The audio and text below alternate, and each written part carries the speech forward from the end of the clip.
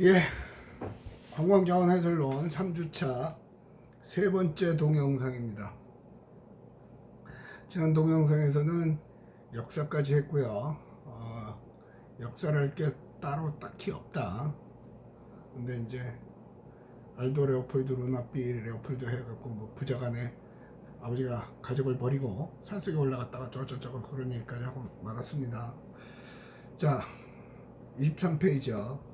관광자원 해설의 목적. 어떻게 보면 이 강좌 통틀어서 가장 그 핵심이 되는 부분이라고 할 수 있거든요. 도대체 목적이 뭐냐? 네가 이런 행위를 하는 목적이 뭐냐? 그 목표가 있으면 앞으로 나아갈 수 있죠. 목표가 없으면 흐지부지 돼요. 또 옆으로 새는데 뭐 새도 지금 여러분은 지금 계속해서 그 얘기를 합니다만은 주변 환경 때문에 여러분이 원하지 않는 생활을 하시는 분들이 많을 것 같아요. 이럴 때일수록 목적. 코로나 사태는 계속 된다고 전제를 하고 최악의 상황을 가정을 하고 이 상황에서 나는 나의 미래를 위해서 무엇을 할 것인가를 결정해야 됩니다. 목적이 결정이 되면 한 단계 한 단계 나아갈 수가 있고 목적이 없으면 결정이 안 되면 한 단계는커녕 하루하루 사는 게 무료해지고 똑같아지죠. 지난 1학기 때 여러분들은 많은 그런 경험을 하셨을 거예요. 남들 부러워만 하지 말고 뭘 할 건가 하시고 한 걸음씩 좀 나아가셨으면 좋겠어요. 다시 돌아가서 샤프의 관광자원 해설 목적 뒷페이지를 보시면 샤프도 나오고 레위스도 나오고 레그니에로도 나오고 틸든도 나옵니다. 네, 다 비슷비슷하고 조금씩 다릅니다. 근데 관광자원 해설의 목적은 샤프께 그나마 가장 많이 쓰이는 것 같아요. 첫 번째, 방문자가 방문하는 곳에 대하여 보다 예리한 인식 능력, 감상 능력, 이해 능력을 갖게끔 도와주려는 데 있다. 따라서 자원 해설을 해준다는 것은 그 방문이 보다 풍요롭고 즐거운 경험이 되게끔 도와주는 것이다. 그러니까 해설가 계속 같은 얘기를 반복하죠. 자원 해설의 목적은 해설가 없이 여행하는 것과 해설가와 함께 여행하는 것은 다르다고 그랬단 말이에요. 즉, 그 방문이 예를 들어 여러분이 광주에 갔다. 그러면 그냥 아무 생각 없이 갔을 때는 뭐 얻는 게 있겠지만 누군가가 안내를 해주고 설명을 해주면 그 방문이 굉장히 풍요로워지죠. 그 누군가가 여러분 친구가 될 수도 있고요. 하다못해. 그죠? 아니면 거기에 전문 가이드가 될 수도 있고. 그러면서 앞부분에서 그 여행사 그 갑자기 또 생각이 안 나요. 일본 여행을 하는데 가이드가 누구냐에 따라서 그 여행 상품이 모객이 되고 안 되고도 한다고 그랬어요. 경주 같은 데서 지난번에 예를 들어서 경주에서는 단체 관광객보다는 경주가 지금 현재로는 제일 많이 발전을 해 있거든요. 단체 관광객보다는 개별 관광객 내지는 가족 단위 그 초딩 중딩 등을 동반한 가족 단위를 그 자원 해설가들이 프리랜서로 예약을 받아서 해줍니다. 쏠쏠한 것 같아요. 들리는 얘기에 의하면. 왜냐하면 경주는 그런 걸 하기 가장 좋은 구조를 갖고 있거든요. 왜 그러냐면 대부분 교과서에서 나오는 여행지가 많고요. 그죠? 딱히 먹거리는 저는 잘 모르겠습니다. 나름 먹거리도 있고요. 경주 황남빵도 있고요. 뭐 그런 거. 그래서 아마 황남빵 같은 경우도 뭐 진짜 본점 같은 데랑 딱 해가지고 예약을 하고 그 안에 투어를 하고 일정 부분 커미션을 주면 되는 거죠. 그거는 관광객한테 받으면 되는 거고요. 상품 구성도 가능해요. 그러니까 자원에서 소규모 관광객을 가지고 이익을 창출할 수도 있는 거죠. 그래서 그 사람들의 목적은 이익을 창출하는 게 표면적인 목적이나 속으로는 그러나 결국은 어떻게 해야 이익이 나와요? 그곳을 방문한 사람들이 그 경험을 잊지 못하게 그래서 그런 사람들의 블로그를 보면 다시 한번 하고 싶다, 또 누구한테 추천을 하겠다, 옆집에 추천을 한다, 그런 얘기들이 많이 나오거든요. 앞부분에서 얘기한 것처럼 내가 다른 사람들하고 얘기하는 걸 즐겨 한다 그러면 충분히 가능하겠죠. 또 그 중에는 한 번은 그 중에 어떤 분하고 어떻게 방통대에서 연결이 돼가지고, 그래서 제가 초등학교 교과서를 한번 살펴보십시오 했더니 한 달인가 두 달 뒤에 메일이 왔어요. 교수님 말씀대로 초등학교 교과서를 살펴보니까 4학년 5학년 교과서를 살펴보니까 코스 짜기도 좋고 자기 손님들의 만족도도 엄청나게 올라간다는 거예요. 그래서 한번 오시면 소주 한 잔 사겠습니다 했는데 뭐 굳이 소주 한 잔 먹으러 거기까지 갈 건 아니죠. 어쨌든 저도 대학 교수로의 나의 목적은, 나의 제일 첫 번째는 내가 살기 위한 거고, 그죠? 근데 내면에는 내 강의를 듣는 학생들이 이 분야에서 그 강의가 내 인생을 바꿨다, 그런 말을 듣는 게 내 목표예요. 또는 자문회의도 가고 심사도 하고 그렇게 다닌단 말이에요. 짧은 지식이지만 내가 배운 걸 가지고 그 지역사회 발전에 기여를 하는 거죠. 그런 생각을 갖고 가니까 재밌어요. 그러니까 옆으로 새는데, 어쨌든 가장 큰 이유는 관광객의 방문 경험을 풍요롭게 해주는 게 있다는 거예요. 그게 제일 중요한 거예요. 근데 대체로 이런 거 할 때는 적어도 3가지는 많이 쓰거든요. 보통 3개, 5개, 많게는 7개까지. 근데 그게 뇌과학자들의 이야기에 하면 3개일 때가 가장 이해도가 높고 기억이 오래 간다고 그러죠. 두 번째, 자원 관리의 목표를 달성하는 데 있다. 아니, 자원 해설이 무슨 자원 관리까지 합니까? 예. 우리가 아무것도 모르고 지나갈 때는 길거리에 돌멩이도 팡팡 차죠. 또 쉽게 말하면 저기 가면 남해 가면 통영에 가면 몽돌 해수욕장이라고 했단 말이에요. 몽돌 해수욕장. 몽돌 해수욕장은 그 한국의 100대 소리로 유명한 곳이에요. 아니, 해수욕장이 웬 소리입니까?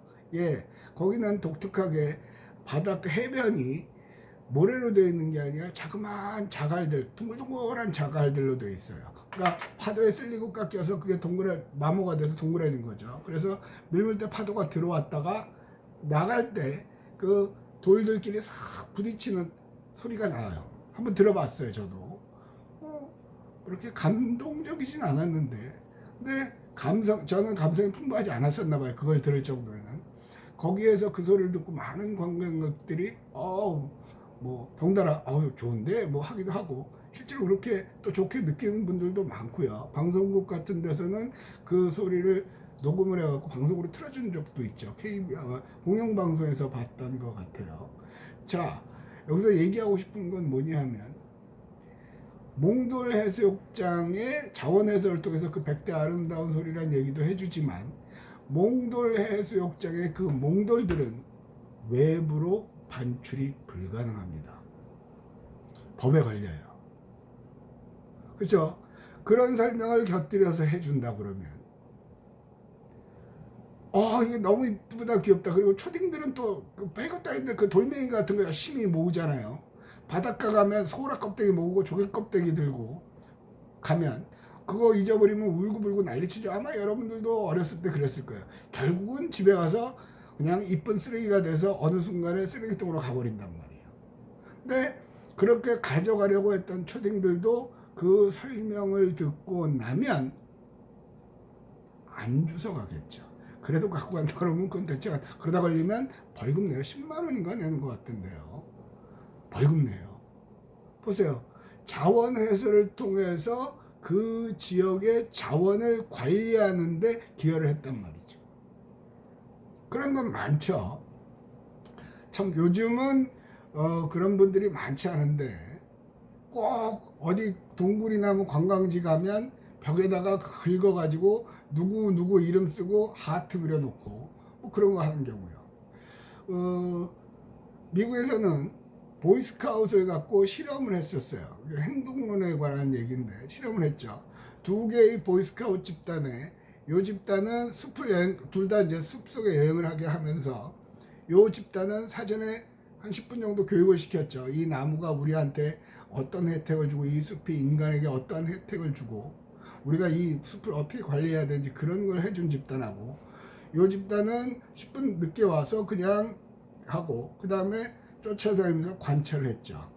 그랬더니 현저하게 그 말을 들은 집단은 낙서를 하거나 나뭇가지를 꺾거나 그런 자연을 훼손하는 행위가 줄었어요. 또 이쪽 집단은 늘상 하듯이 그렇게 했고 자원 해설을 통해서 우리는 그 자원을 효율적으로 관리하는 데 기여를 했죠. 다시 한번 정리합니다. 첫 번째는 그곳을 방문한 관광객의 경험을 풍요롭게 해준 거고요.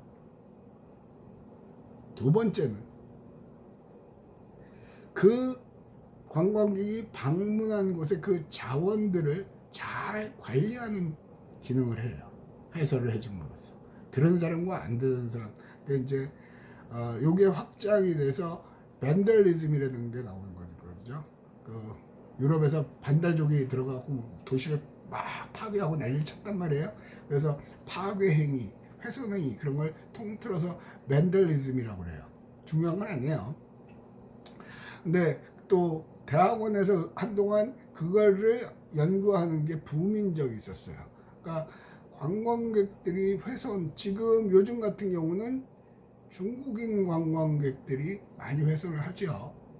사실은 그전에는 관광지를 훼손하는 것으로 유명하고 악명 높은 사람들이 누구였냐면 한국인들이었고요. 그 전에는 일본 사람들이었어요. 결국은 무슨 얘기냐면 관광은 돈이 있어야 가는 거예요. 그러니까 일본이 어쨌든 급성장을 하면 선진국에서 해외여행을 마구 하니까 경험이 없으니까 이상한 뻘짓거리를 많이 하고 다녔죠.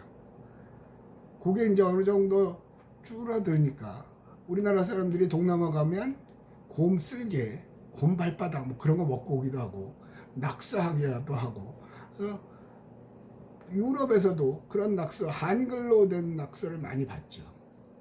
요즘은 매스컴을 타고 나오는 게 거의 중국인 관광객들이요. 얼마 전에는 호주의 무슨 해변에 뭐 돌고래인가 수달인가가 뭐 하여튼 동물이 왔는데 그걸 그 슬리퍼로 스레빠죠. 스레빠를 막 때려서 쫓아내는 걸 또 찍어가지고 페이스북에 올려가지고 개박살 났죠. 그런 경우가 많단 말이에요. 그래서 만약에 사전에 그런 걸 했더라고요. 제가 했을 때도 그 피진가 그 세미나 학회에 갔을 때 그때 그런 일이 있었어요. 원래 그 세미나나 공식적인 행사는 꼭 해야 할 제 원칙 꼭 참석을 해야 할 거. 그러니까 첫 번째 내가 발표를 할 것 하는 곳은 제가 안 가면 안 되죠. 그럼 두 번째 나한테 도움이 될 걸 한두 개 정도는 꼭 들을 것. 그게 제 원칙이에요. 그 밖에는 열심히 놀러 다닐 것. 그래서 거기에는 그런 걸 하면 그 투어 프로그램이 많거든요. 투어 프로그램에 하나 그 피지 원주민 마을을 가는 거를 신청을 한 적이 있어요. 거기 갔는데 거기에 있는 가이드가 하여튼 트럭도 그 길도 안 돼 있어갖고 트럭 타고 올라가는 거였거든요. 엉덩이 아주 박살나는 줄 알았어요. 근데 피지는 남태평양이거든요. 무지 더워요. 그런데 모자를 쓰지 말라고 그러더라고. 그래서 이 더 땡볕에 열사병 걸리라고 그러니까 그 동네 사람은 모자를 쓰는 건 굉장히 뭐랄까 적대시한데 그 적의 감정을 갖는다는 거예요. 그러니까 전부 다 모자를 벗지요. 저쪽에서 맞아주고요. 가난한 나라기 때문에 요즘도 대체로 가난하죠. 아직까지도 그렇고 GDP가 그렇게 많지는 않은 것 같아요. 그러면서 거기서 꼭 우리가 조심해야 될 상황들을 설명을 해주더라고요. 그죠? 그러면서